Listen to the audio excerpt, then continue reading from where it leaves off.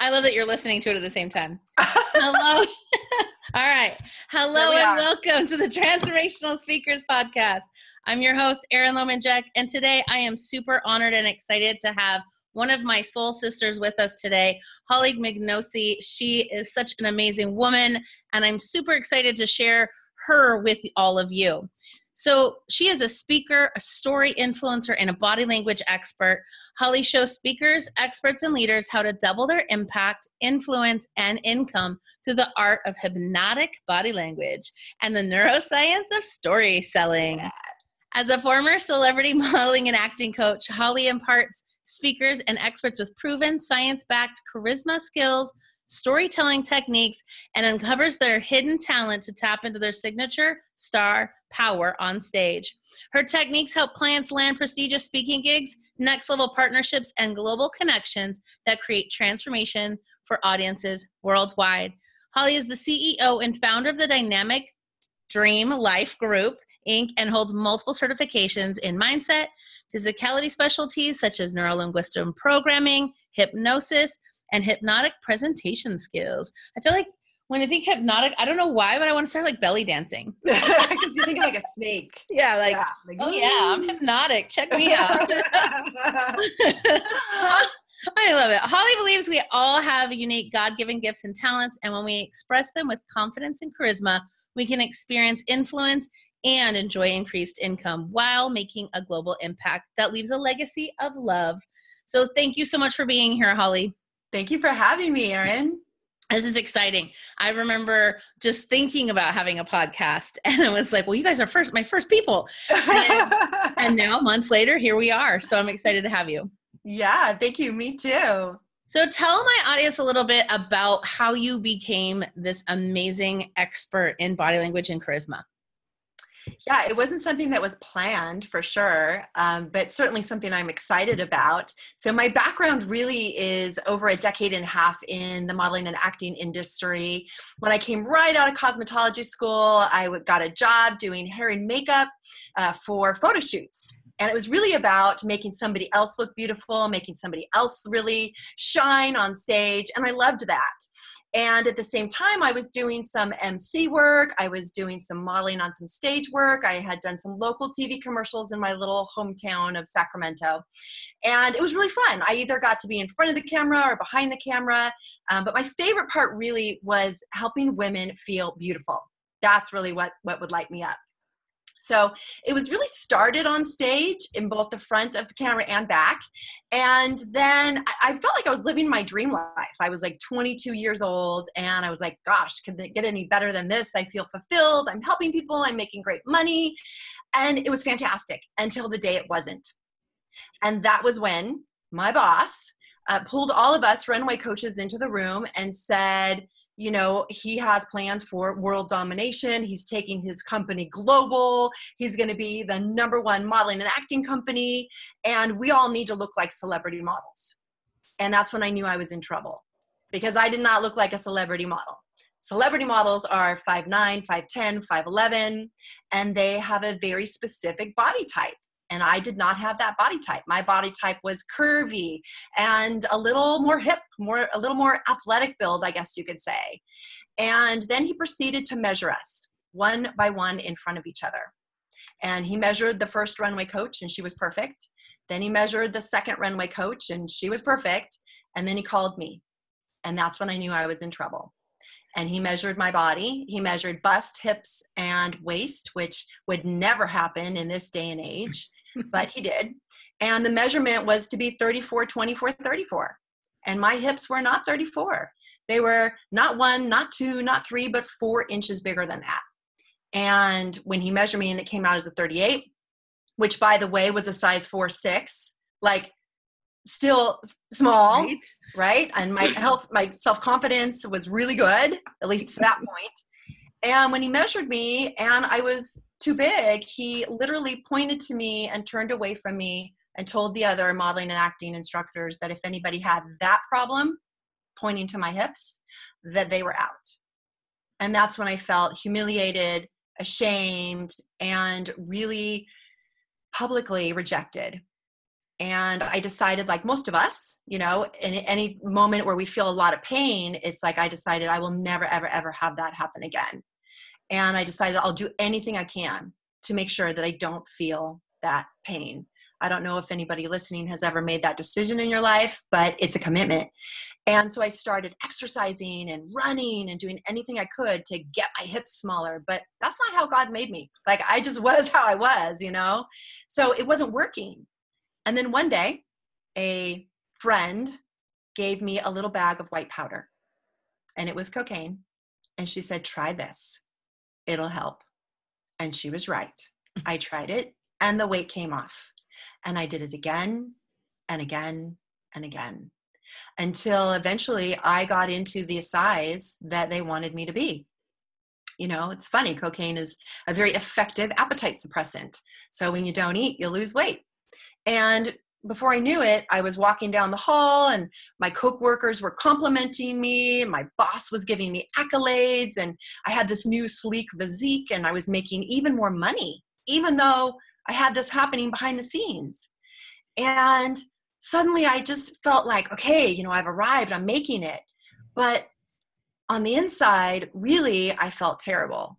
And I felt like I was a fraud. I would look in the mirror and feel like, if anybody knew what I was doing, it would be even more humiliating. And I also knew that if I ever stopped, I would gain weight back.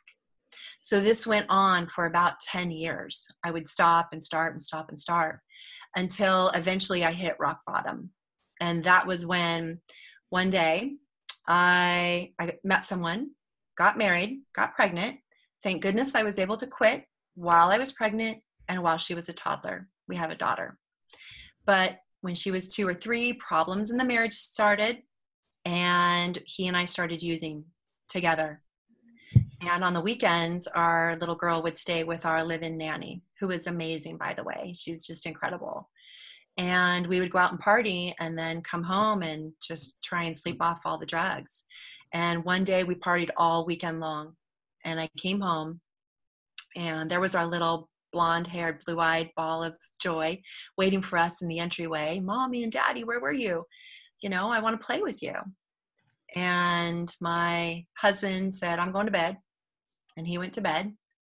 And then I said, I'll play with you. So we sat down and we played tea party. And then eventually, I really got thirsty. So I went to the kitchen, got some water, and came back, and she was gone. And then I went to the bathroom to look for her, and she wasn't there. I went to her bedroom to look for her, and she wasn't there. But my bedroom was open this much, just a few inches, that door. And it was like intuitively, I just knew something was happening. Something was wrong. And when I opened up the door, there was our little girl sitting in the middle of the floor with our drugs in her hands. And my heart fell into my stomach, and I said, I have to make a change in my life. And I quickly ran up to her and I checked her mouth, because I thought, oh my gosh, what if she ingested something? And she didn't, thank goodness. I got there fast enough. But then all of a sudden I got this divine download, like, what if I didn't get there fast enough? What if she did ingest it? What if I had to call 911? What if they called CPS? What if I had my child taken away from me? Because at the time we weren't acting like fit parents. And then worst of all, this vision of her being in foster care and then using drugs and ending up like me. And I realized I don't like the answers to any of those questions. And I couldn't change for me, but I could change for her. And I didn't know how I was going to do it, but I knew I needed to do 3 things. I needed to quit drugs, leave my marriage, and leave the industry. And it was the only industry I knew. I'd been in it my whole life. So sometimes, when we are on this path, it's like, I don't know how to do this. So, okay, God, source, universe, I'm going to jump. Please provide the wings. Like, I did not know how this was going to happen, but I made a commitment, not for me, but really for her, to save her life. So I decided to do that, and I started studying health and fitness again. And within just about 6 months, I quit drugs. I was able to provide a healthy, safe home for my daughter. I left my marriage, and I started studying health and fitness. And I hired a personal trainer. His name was Tom the trainer. Tom the trainer was tall, dark, and handsome, and really built and very motivating. Right. I didn't miss one session. I was like, yeah, I'll be there. But suddenly it was like he started, really giving me accolades and compliments, not for being skinny, but for being strong.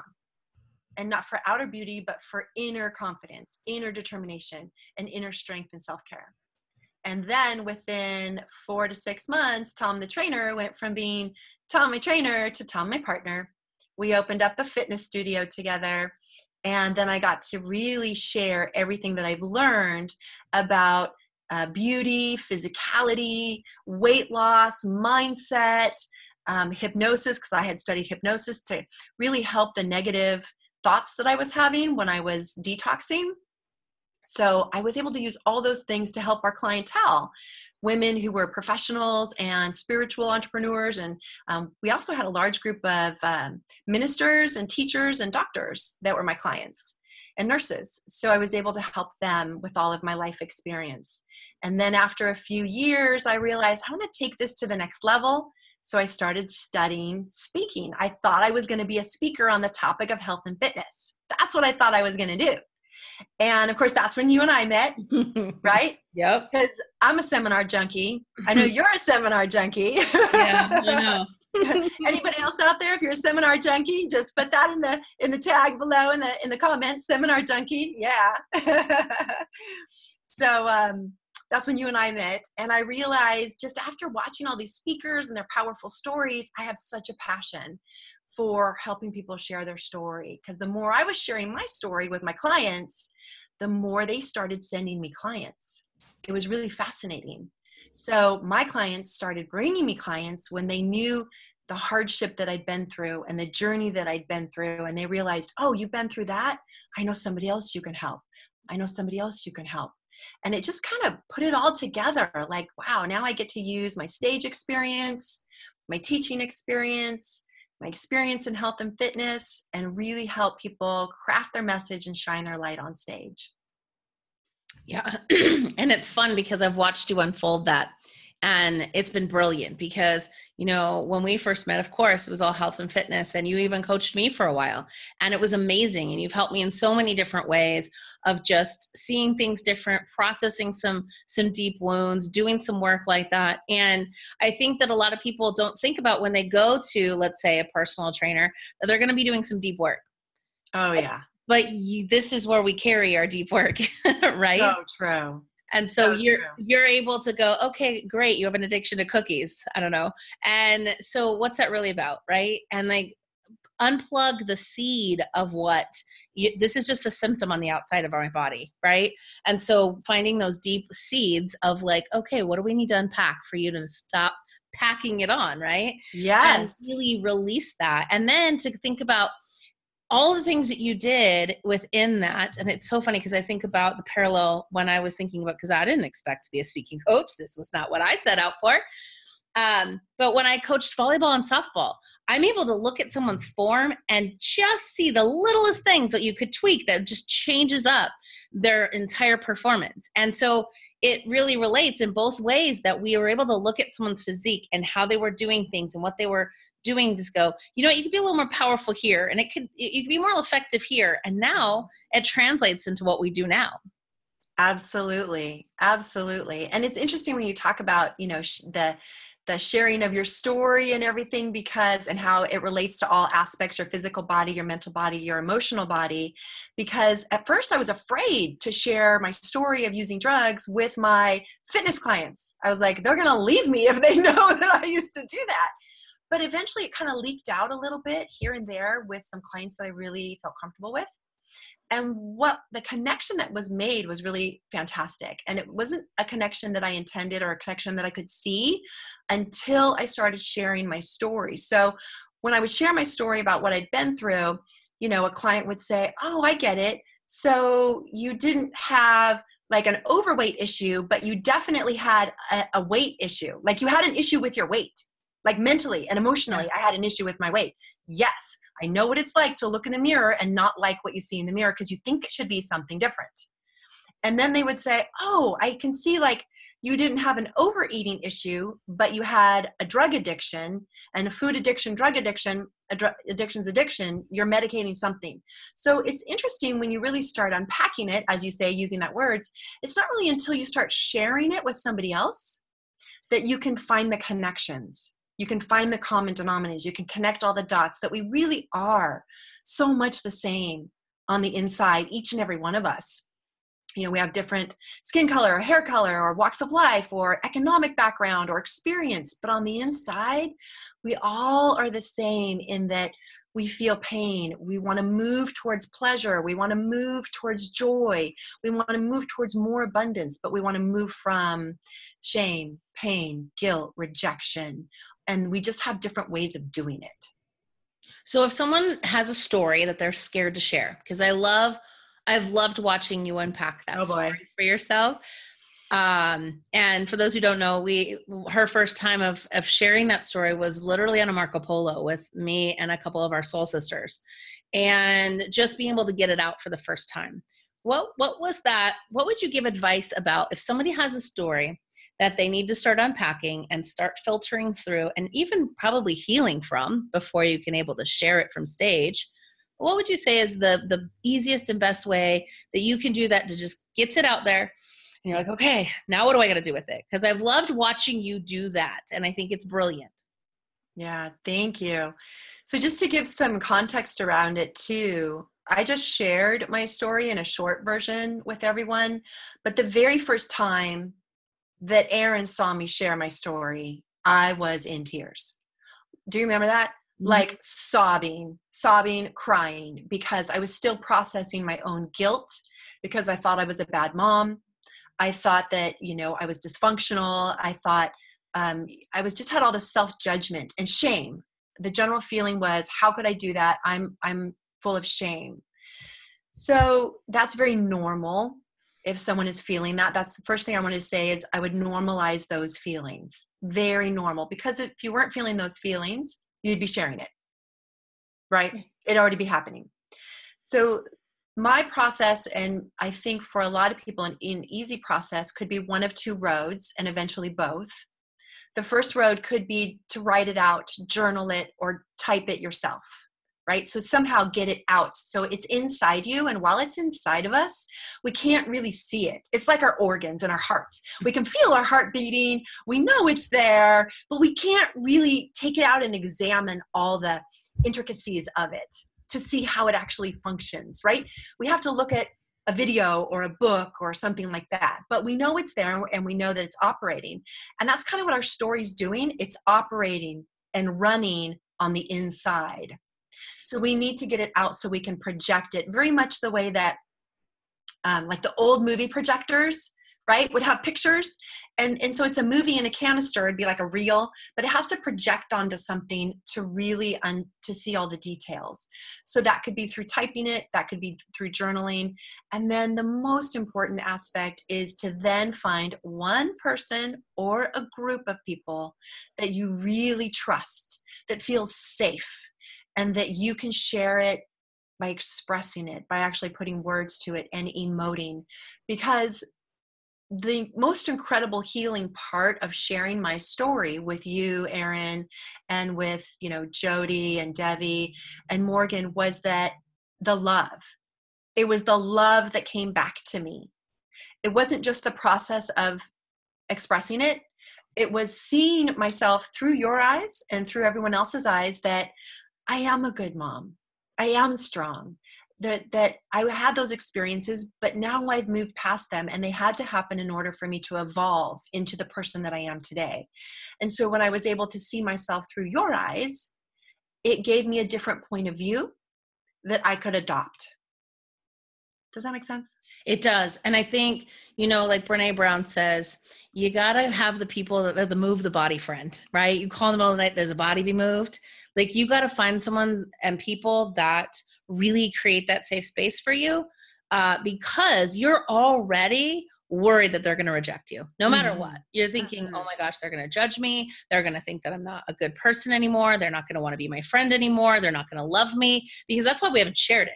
all of those shame gremlins have been getting to us for so long that's why we keep it down there.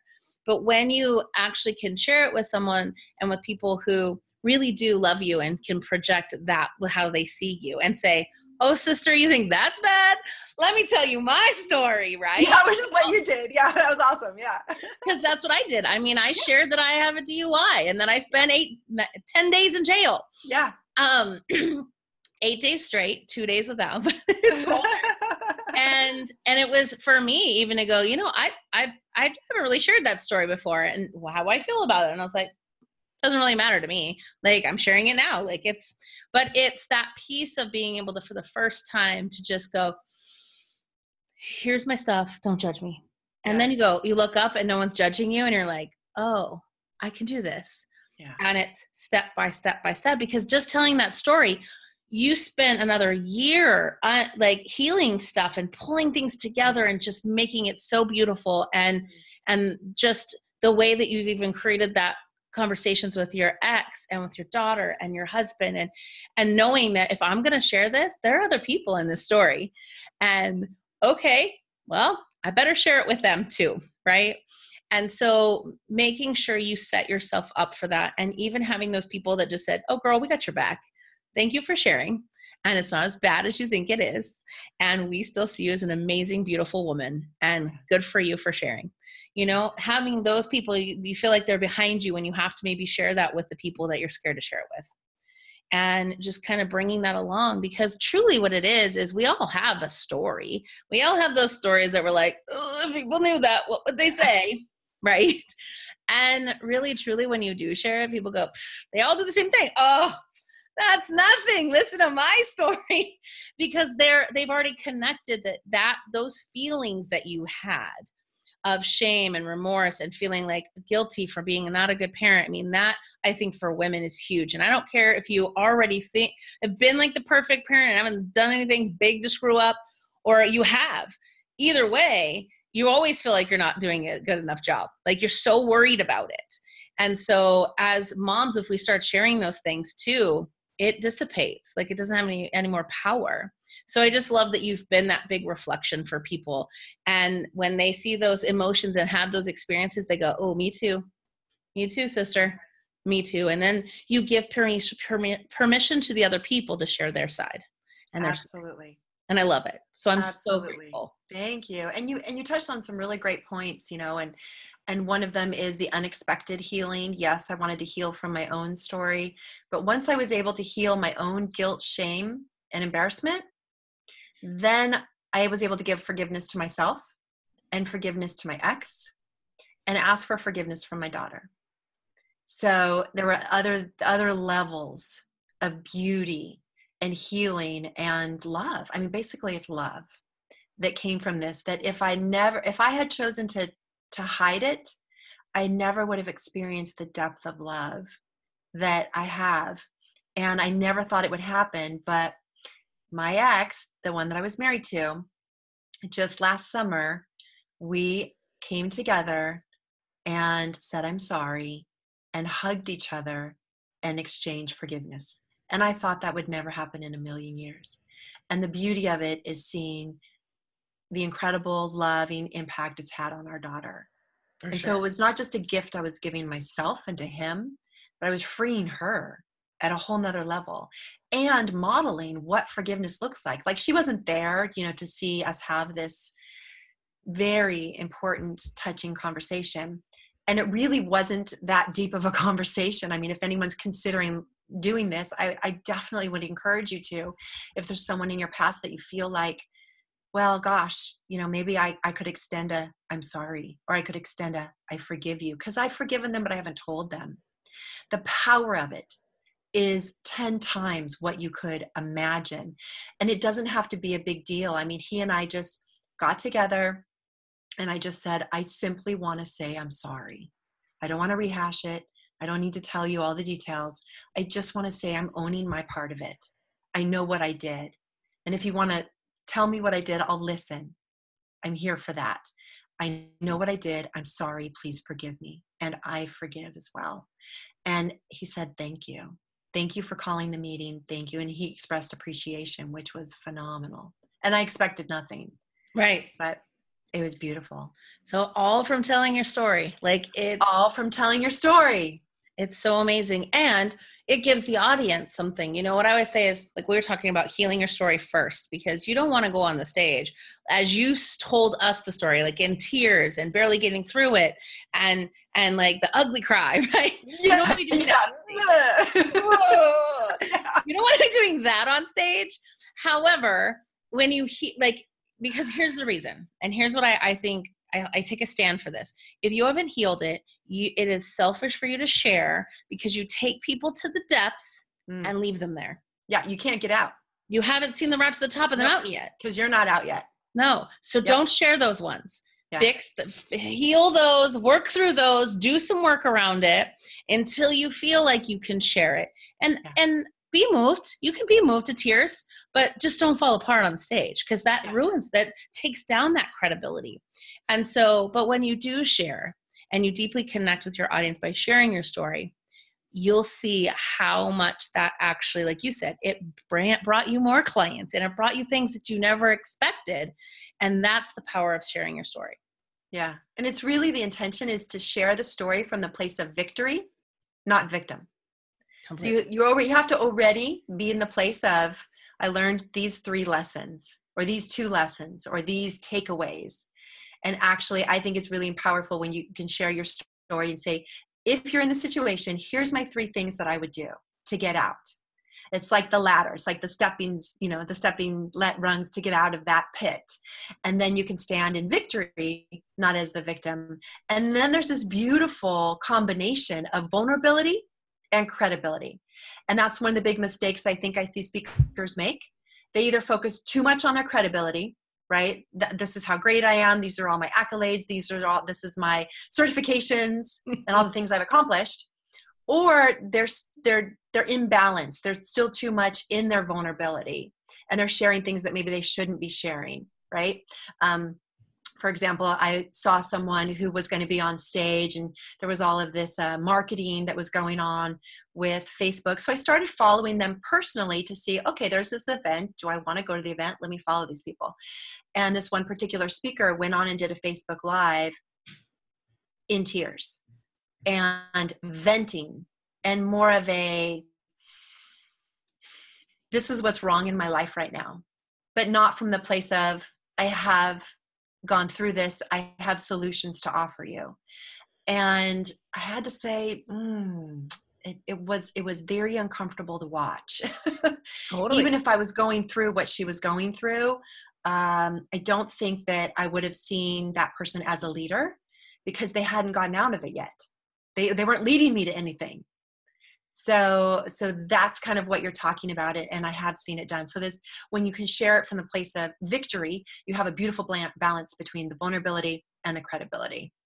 And you're sharing your solution. Like, yes. The thing is, like, what are you solving for people? Right? Yes. Like that, I think more and more lately, with all of the stuff I've been doing with my marketing and all these things coming around me and up-leveling who I'm serving, is what's the solution that you're providing people? Like, what is the one thing that you are solving for people? And if you're just ranting and venting and you haven't found your own solution out of it, then don't tell it, not publicly, not out loud, like where it's also out there forever, right? Yes. Well, let me say this too, if this helps anyone who's listening, there's more to that story, my story, that I'm not telling because it's not ready to be told. Yeah. There are more parts to it that I'm still healing that involve more people. And I haven't made that happen yet. So I'm not including those parts. So you don't have, what it means for you is you don't have to tell every detail. Right. You can omit some of the parts that just aren't ready to be told yet. And I think that's a really important, because some people think they have to tell all of it or none of it. Right. And that's not true. You're still telling the parts that are relevant, solving a problem, giving and really giving openly, generously to your audience. But if there's parts that aren't ready to be told, then so be it. Yeah. And you're right. Because I think they're like, I got to get everything out and I got to get it all down. And it's like, no, you actually, like, looking at it, even if you do journal it all out, what are the most important pieces? Yes. I see so many speakers and so many speeches come across my desk that say, like, I did this and I did that and I did this and me, I. And I'm like, what's in it for the audience? How can you turn it so that you're like, okay, who's experienced that before? Mm-hmm. Or, you know, the times when you feel like, right? And so you're putting that bounce back to the audience. But if you just stand there like, I, me, people are like, this is all about them. Cares? I'm gonna sit here and do my thing with my phone. That's right. I'm just going to check right out because I don't need to do anything. Right. But it needs to be the pieces that connect with your audience. Right. It's funny when people tell me, like, my husband does this all the time. So I think it was like a Tuesday. It was like last Tuesday. Maybe it was last Wednesday. Does it matter?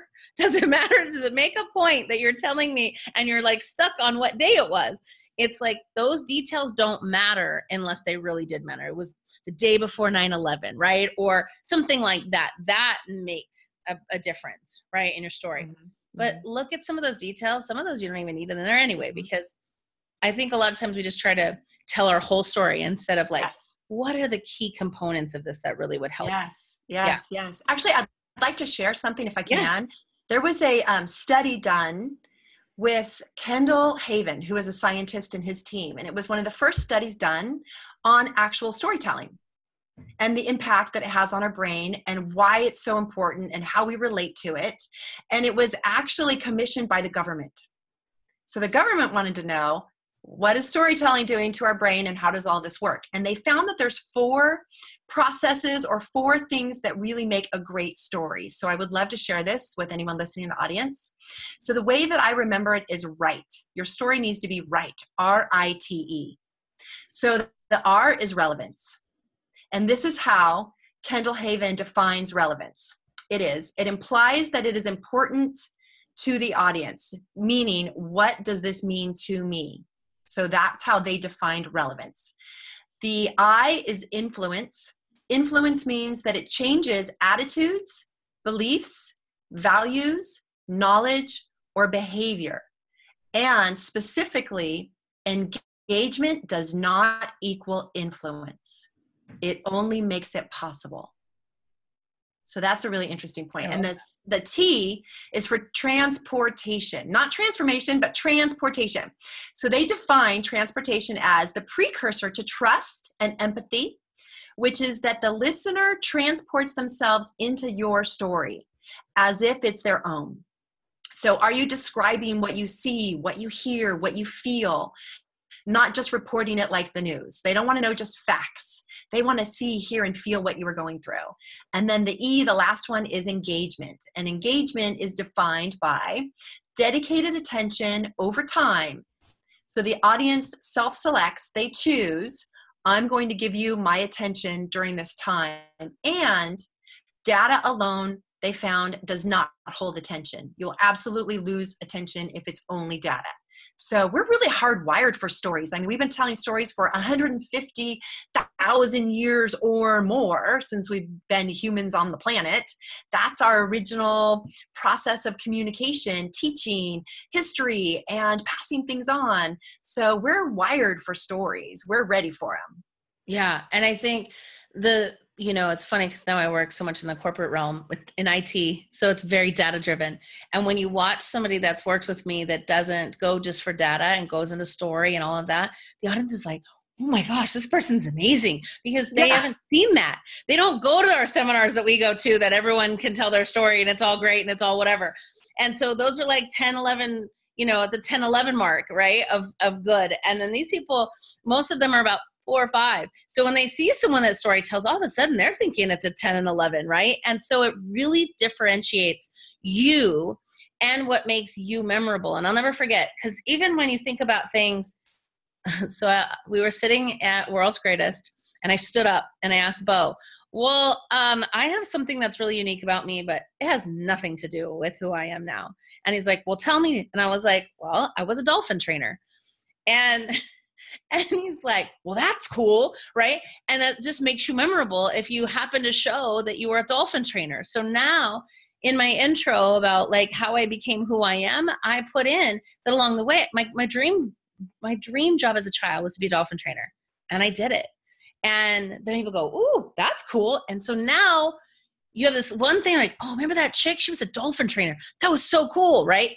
Like it's just this extra added piece that people are like, wow, that really differentiates her from other people. Because how many people do you know that's a dolphin trainer? Yeah, and you're absolutely right, because when you tell your story, it's not just data and facts that somebody else can look up. It's your story. It's personal. It's unique, and it makes you unique because nobody else has your story. I mean, there may have been other people that did drugs or used drugs or were in the modeling and acting industry, but there probably isn't many people that experienced it exactly or have the story that I have or have the story that you have. And each of us has our own unique story. So it is the way to make us stand out, be unique, differentiate ourselves from somebody else. It's a place for people to connect with us. Yeah, and especially if somebody else is like, I always wanted to, you're a dolphin trainer? I always wanted to be a dolphin trainer. Then that's another place for them to connect with you. Yeah, it does, and it definitely has, for sure. So I love how you really break down, you know, how to exude confidence, whether it's on video, whether it's on a stage. And so share some of these things that you think, like, these are the key pivotal things that are so important in body language from stage or even camera. What are the most important things? Well, stage and camera are different. That's the first thing that I would say. And mainly because on stage, you have a wide space that your energy must take up, right? So that means your hand movements can be bigger. You can move 10 feet forward, 10 feet back. You can move all the way stage right, stage left. You can jump, right? I mean, you can get off the stage and move into the audience. You can do anything you want, in my opinion, on stage. Camera, I can't really go off camera. Right? Hey, I'm going to tell you my story down here. Yeah. So camera is so much more confined. We have to stay in this little box. Yeah, except for you. You're so outside the box, Erin. I know. But a lot of it is in facial expressions. So some simple things that we can do on camera is make sure that whatever you're saying, whatever your emotion is you want to convey, make sure your face is saying the same thing, right? You're happy to know, let your face know it. Yeah, exactly. If you're happy, let your face know it. I mean, so many times I see people talking about something happy and they're like this, blah, blah, blah, blah, you know. No, I'm so excited. I'm so excited. I fell in love. It was amazing. And it's like, I don't believe you, right? And so share it with your face. But also, you know, if you're telling a sad story or you were angry, you know, you can use those facial expressions as well as the body language. And even when you move your body, you know, even though we can't see it, it'll change your voice, it'll change your neurology, and it will come through. We have a saying in the industry that the camera captures everything, right? That sometimes the eye can't see. So when people are going back and they're listening, they'll see it. They'll experience it. If you're feeling something, let it come out. For stage, on the other hand, let's talk about leadership. Instead of confidence, I like the word confidence, but even more so, what really is confidence? It's having a level of certainty about something, right? But that doesn't always equal leadership or influence or engagement, which is really what I think our goal is. We're trying to either change behavior, make a new idea, create some kind of transformation for the audience, inspire them, motivate them, something like that, right? Yeah. So if this is our goal, we need to step into influence and leadership, which is a little different than confidence. And it also could include charisma, which is just being attractive and magnetic, right? So for stage, one of the first things is posture. So leaders always take up more space vertically and horizontally. So that means they stand a little taller. Definitely on the runway, your head is up just a little bit for all. Yep, that's one of the first things we do. And the shoulders go all the way up, back, and down. And then in the heart area, I like to think of it as you are beaming out energy. So the energy comes out from your heart, because as a speaker, a lot of times people are in their head and they're thinking about their words, which, as we know, is only 7% of our communication. Over 50% is our physicality. So if we can imagine that we're beaming out our essence, that we are all connected, and that just by walking into the room, our nervous system can connect with other people and have influence even without saying a word. even without saying a word. So posture is up, shoulders are back, and you're projecting whether your intention is love, transformation, humor, joy, empowerment. Maybe you come up with a couple of words. You're like, okay, this is the energy that I want to project. Or maybe it's trust, or maybe it's connection, whatever it is. So you're projecting that energy out. And then the other thing is really making a connection with the audience. And there's lots of different ways to do that. And you're so good with this as well, Erin. But one of the ways that we can do it is with eye contact. So many times I see speakers just skimming the tops of the heads of the audience. Yeah. And not really engaging and holding eye contact. Find one person on the left, one person in the middle, maybe someone on the right, and hold that connection with them, that eye contact, until you are done maybe with that complete thought, that complete sentence, something, whatever it is you're trying to give it to that one person. And the beauty is that everyone in the room will feel it. And everyone right around them, because if you ever look at it, you go, man, they're looking right at me. But maybe they're really not. Like, they could be looking within like three people right around you, but everyone in that group feels like you're speaking to just them. And if you can do that throughout the room, is that powerful? Yes. And when someone that we feel has a status above us, so just by the mere nature that you're on stage, you already have an elevated status. Because psychologically, this is kind of a little psychological woo stuff, but psychologically you are above them. You're physically above them. So when our eyes look up at someone, whether it's because you're on stage or because you're taller or because you're sitting down and someone's standing up, it's almost like we're a child again. Mm-hmm. And then our neurology says that person is an authority. When we have to look up to someone, our neurology says they know something we don't, they're an authority. So there's a physical aspect of it that is completely unconscious. So when we have someone who's an authority, right, looking at us and connecting with us in a positive way, we have massive influence for whatever change we want to make. Mm-hmm. And so I would caution people to use that wisely as well, and use it with respect as well, right? I mean, I know you've had it. I've had speakers on stage and I was like, wow, they're amazing. And then they look at you or like look at me and I'm like, oh my gosh, I think they looked at me. Oh my gosh, that made my day, right? Like I remember when we were at a Brenda Burchard event and I passed him in the hallway and he looked at me and smiled and said hello. And I was like, oh, he noticed me. And it was like, it made my whole day. And it's so funny, but we all want that. Yes. It's the childlike part of us that's like, do they notice me? Do they notice me? Do they notice me? Yeah. See me. Yes. So that posturing up, using your space, using your entire space. And then it's an interesting thing, but there was a study done on all the TEDx's, the highest viewed TEDx's and the lowest viewed. And they found that the ones with the highest viewed, the most likes, had more hand movements. That's right. There was 465 average hand movements for the top TEDx videos, and half that, 227, I think is the exact number, for the ones with the lowest views. Now, that doesn't mean go in like a jazz hands every 5 seconds. Yeah, like, am I really looking good now? How about now? You like my hands here? Or what about over here? And over here? Yeah, but it does mean that there are some things that we can do to be congruent with our messaging, with our words. And I will actually have a free gift for everyone at the end. So we can mention it. I can mention it now, but also at the end, I'll have a free gift where there's a checkoff list of the 15 hottest hand gestures that you can use in your talk so that your words and your body language, yeah, baby, woo. So your words and your body language are congruent. So some simple things, for example, would be if you are talking about something going up, you can use your hand going up like from like a plane taking off, starting low and then going up. If you're talking about your income going up, if you're talking about company growth, something like that. And likewise, if you're talking about something going down, it can go down, right? So there's lots of different hand movements. If you're talking about your heart or something that's tender to you or emotional, you can put your hands on your heart, absolutely.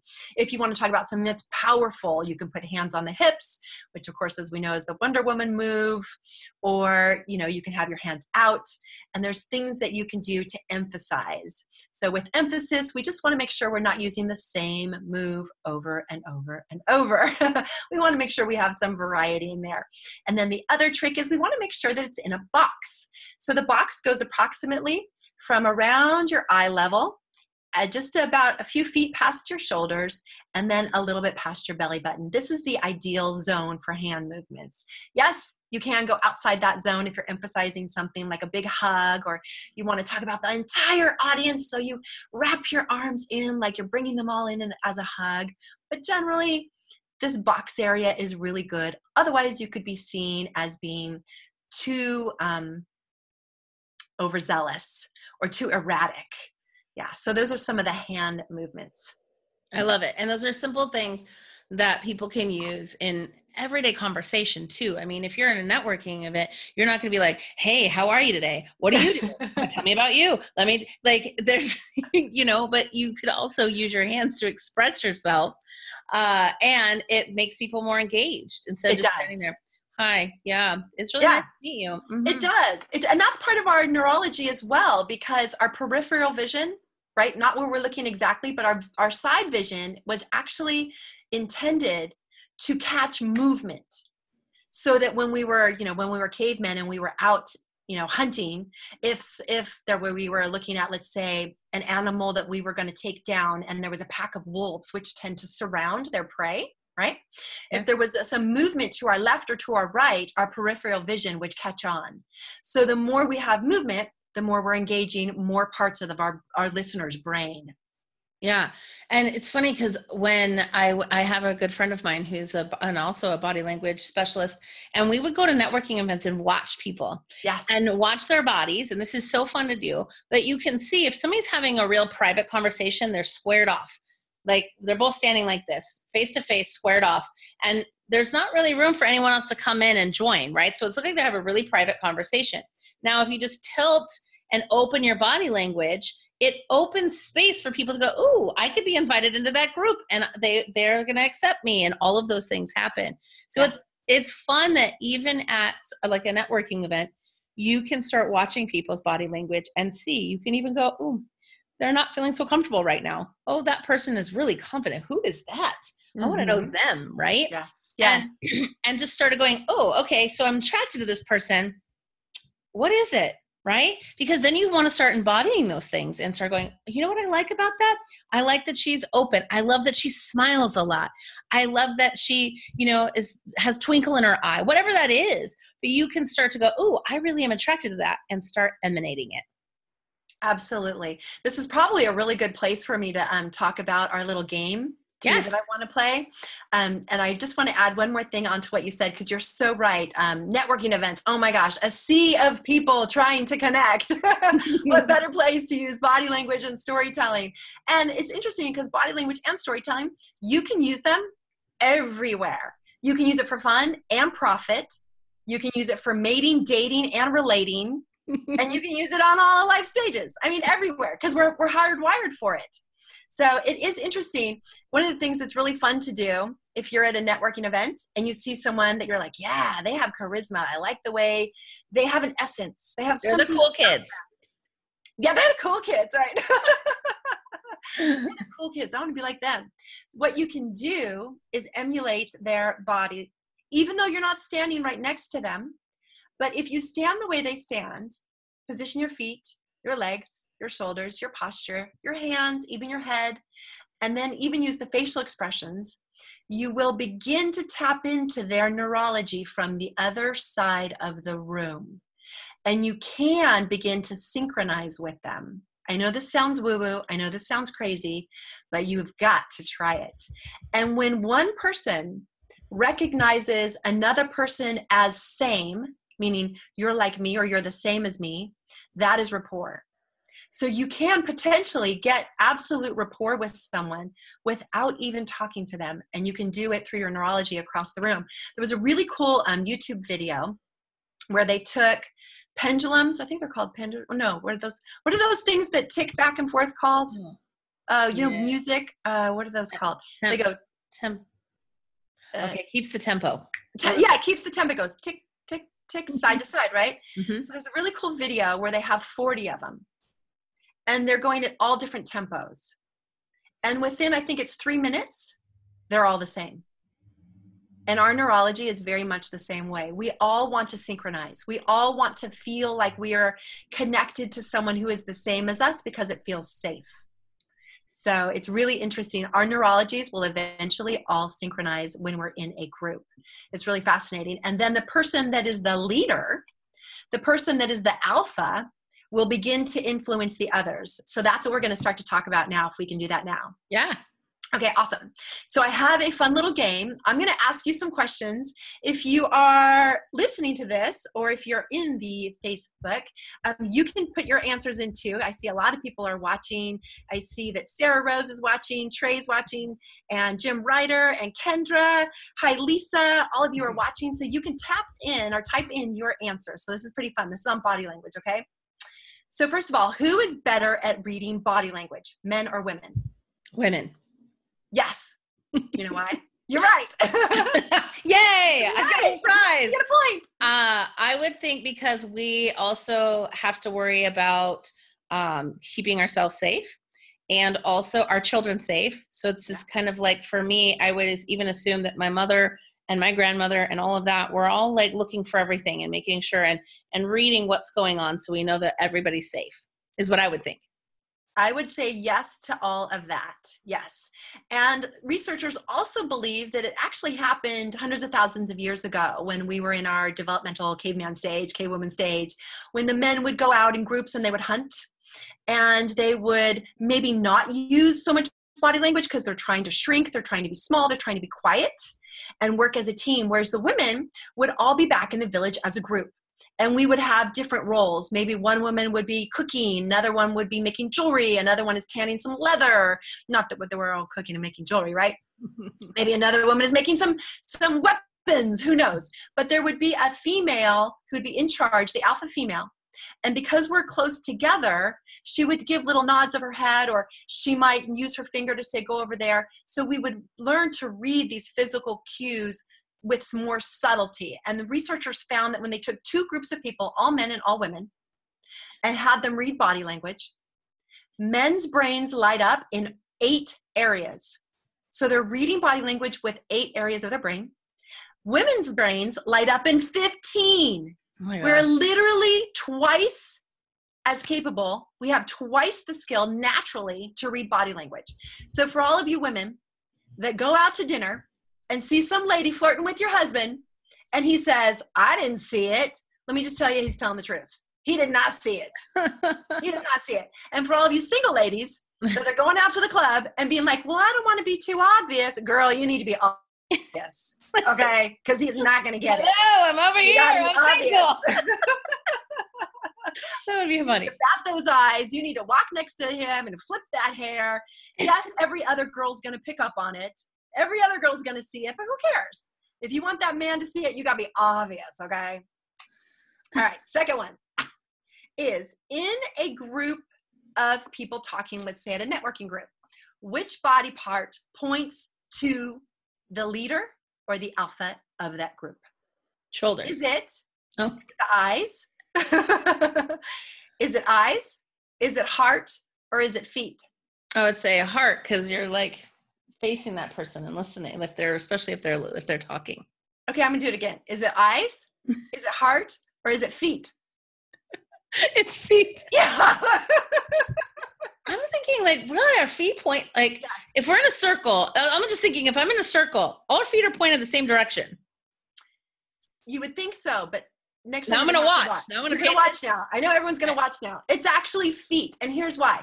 Because the further apart our body is from our brain, so our fingertips and our toes, it's operating more unconsciously. Okay. And as we turn to listen to somebody to talk, it's very easy to move our torso.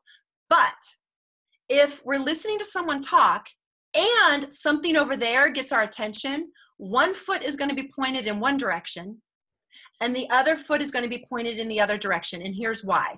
Scientists believe that it's a neurological development from, again, our caveman, cavewoman days, that if we were gathering food, right, and we heard something to the right of us, our focus is on the food, but we may need to leave fast, right? So we turn our body in the direction of, I need to see what that is. I need to hear what it is to identify what it is, but I also need this other foot and pointed in this other direction because I might need to go really fast.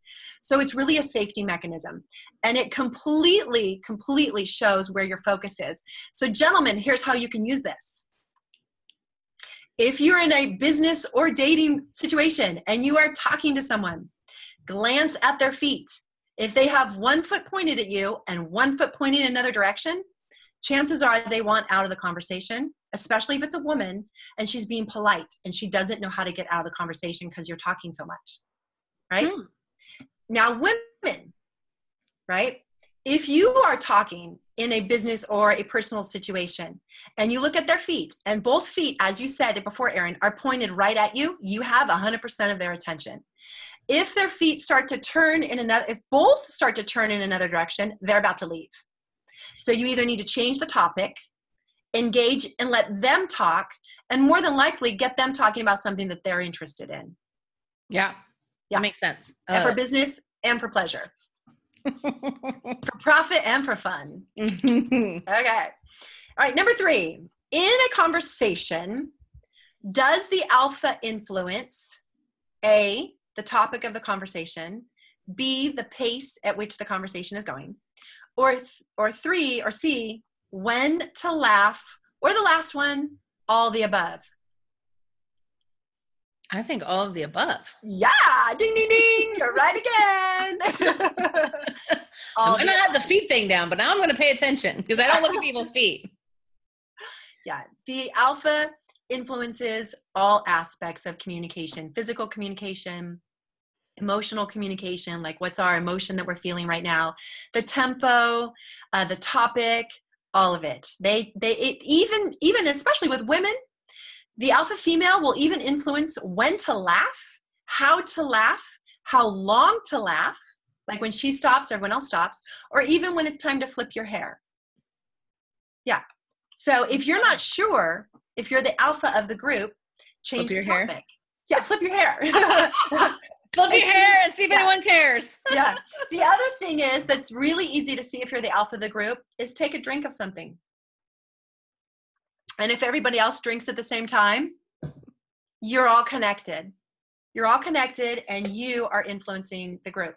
And notice if somebody else drinks, and then if you go, oh yeah, that's a good idea. I need to do that too.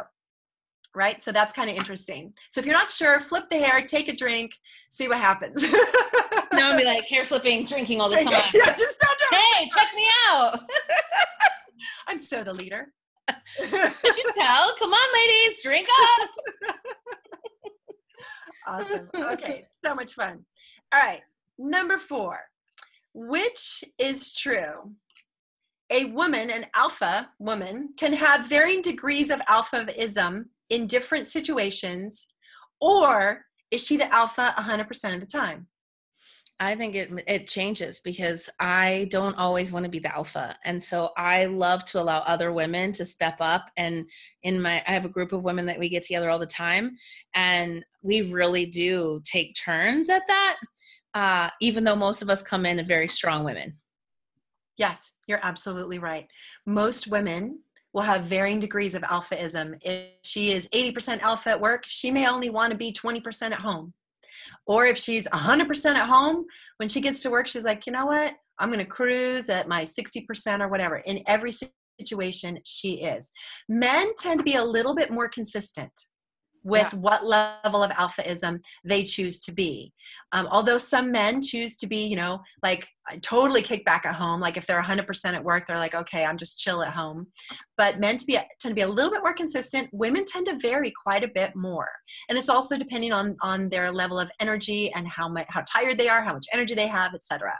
Yeah. So and I think because we're more situational no matter what. Yes. We're trying to okay, well, we all love to fit in. And we have that people-pleasing piece of us. So we're kind of gauging the room, engaging the other women, engaging what's going on. Do I need to be that alpha, right? Do I need my CEO hat on?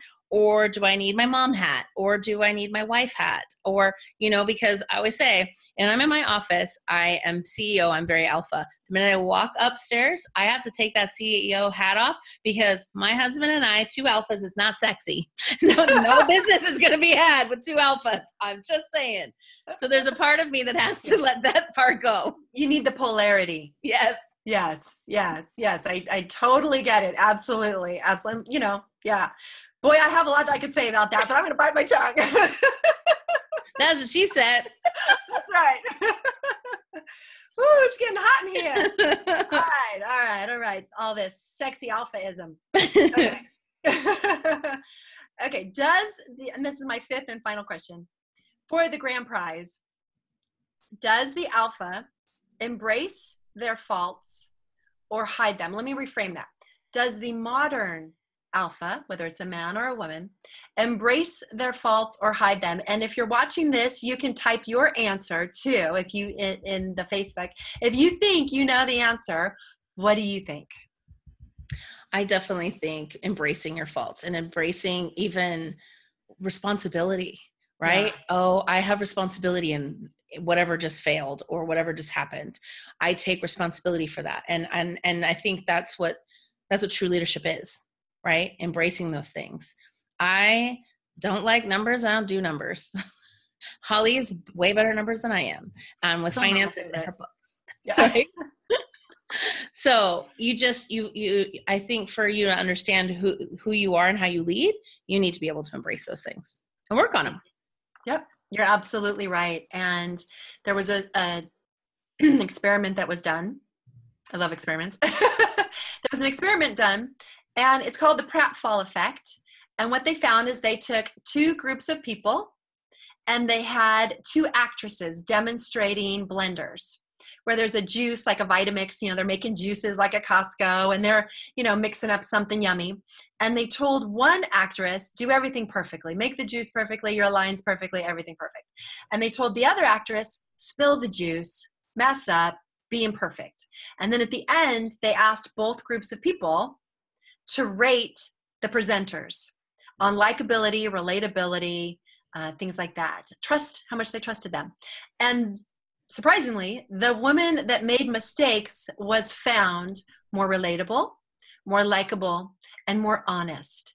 And I think the general feeling is if somebody can embrace their faults and admit it, it's almost like unconsciously we know, well, I'm not perfect, they're not perfect, and if they can make it okay to not be perfect, then perhaps they'll judge me less harshly when I make a mistake. There's a safety in that, right? Because we all know we make mistakes, right? It's the golden rule. But to actually openly admit it and to go first shows courage, it shows leadership, it shows honesty, it shows confidence, it shows humility, it shows all of these things that we actually admire. And it doesn't mean that it's okay to make mistakes all the time. It's not like you always want to be like, well, there's mistake number 10 today, right? You can't go pointing them out.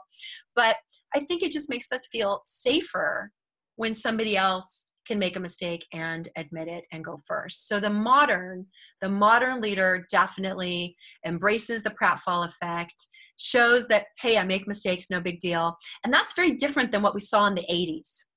In the 80s, for example, if you were in corporate America in the 80s or the 90s, you had to fake it till you make it, do everything right, hide your mistakes, and it just all snowballs into one big problem.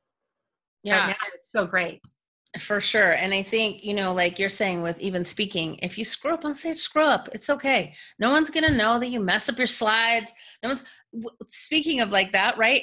My last summit, the internet went down in our hotel, remember? And I had videos to play that morning and nothing. And as everyone's running around trying to figure out what's going on, I still just kept talking and doing my thing. Yes. Inside, I was like, oh my gosh, what are we going to do? I had so much content on those videos and okay, well, let's just keep going, right? And no one noticed. I mean, they did notice and then they go, oh, well, there's nothing anyone could have done because it was the entire internet for the hotel. And I think that made it a little more relatable. And it was like, wow, if that can happen in a big event like this, who cares if I mess up a word or whatever, And I think it really shows people the show must go on, A. That's right. but B, like, you're just normal. I mean, I screw up, I misspell things all the time, and people always want to send me a little email. Oh my gosh, you misspelled this, or hey, your post you posted today should say this. And I'm like, thanks. It just means I'm imperfect, and that's okay. And because I never want people to put me on this huge pedestal that I can't live up to. Yeah. And so important to what you said, if I can just highlight as well, is the importance that not that you made a mistake, but how you handled it. Yeah. Like you said, the show must go on. And you said, it's not about the videos. How else can I deliver that message? How else can I deliver that? Because the video is just a medium. Yeah. It's just a medium for the information. Really, the point is for the audience and the listeners to get the information. And so what's so beautiful about what you did is you were like, okay, how else can I deliver this information to make sure that everyone gets the value that they came from? And that is what is so honorable. And that's what people look up to. Like, okay, when someone makes a mistake, they just keep going like Erin did. And, in the modeling and acting industry, when I would do fashion shows, I can guarantee you 3 things are going to go wrong. So when the first one goes wrong, it's like, oh, there's number 1. Okay, fix that. Oh, there's number 2. We'll fix that. Oh, there's number 3. So I'm never off my game. I know something's not going to go perfect. It's just, oh, there they are. Okay, there's those little gremlins. Let's just go and fix it. And we just keep going. So emotionally, you don't get tripped up, so to speak, and the same thing with speaking. Okay, it's like there was a time I was speaking and I completely forgot what I was going to, like my brain just went bloop and I blanked out like, wow, I've told this story so many times, but right now I can't remember what comes next. So the beautiful thing of it is that you just get to be in the moment and you just get to play off the audience and you get to see, wow, how do I handle this? So gracefully, so beautifully, so humbly. Right. How do I do this? And you get to see how much stronger you really are. Yeah. Okay, so tell us a little bit how people can find you. You have a free gift for everybody. So tell us where we can find you and how we can get this free gift. Yes, so I have put together for speakers, or really for anybody if you want to be more charismatic, more dynamic in your storytelling, your body language on any of life stages. I have for you the 15 hottest hand gestures. You can go to my this little landing page. It's www.hollymignosi.com/hot15. We should be able to have maybe perhaps a little link. Yep. I'll put the link in the show notes and on Facebook. Yep. And Holley is with an EY and Mignosi is Mignosi. And then I also have with the hand gestures, 5 things you'll definitely want to not do with your hands. So that will help you. So you've got things to move towards and things to move away from, just in case. Yeah, because you never know. Culturally, there's a lot of different things. There's so many things that you have no idea what's translating, right? True. So making sure that you cannot ostracize your audience. Yeah. Okay. So I will put all those links in, in the show notes and in Facebook as well. And my favorite question to always ask is, I always talk about my future self, and has the $40 million company, ELJ. She's New York Times bestselling author. She's maybe got even her own TV show. She's got all these things that are so amazing. And when I am in struggle and I need to borrow confidence, or I need to figure out what would she do, right? What would an ELJ do? I tend to bring her into my office and sit her across from me, and I ask her for her advice. So if your Holley was sitting in front of you, what would she, the future Holley, what would she say to you for advice today? The future Holley says to me, prayers are heard, desires are fulfilled. I love that. That's amazing. I'm going to steal that for now. It's just short and sweet, because sometimes I find myself just, come on, God, show me the next step. I can't see it. I can't feel it. Am I doing the right thing? And I have all these big dreams and these big goals, and I want to make this huge difference in my life. I find myself repeating it over and over. And sometimes I think I just need to be quiet and know that prayers are heard, desires are fulfilled. Sit back and listen. I love that. Well, thank you so much for joining us, and thanks everybody for listening. And we will see you on stage.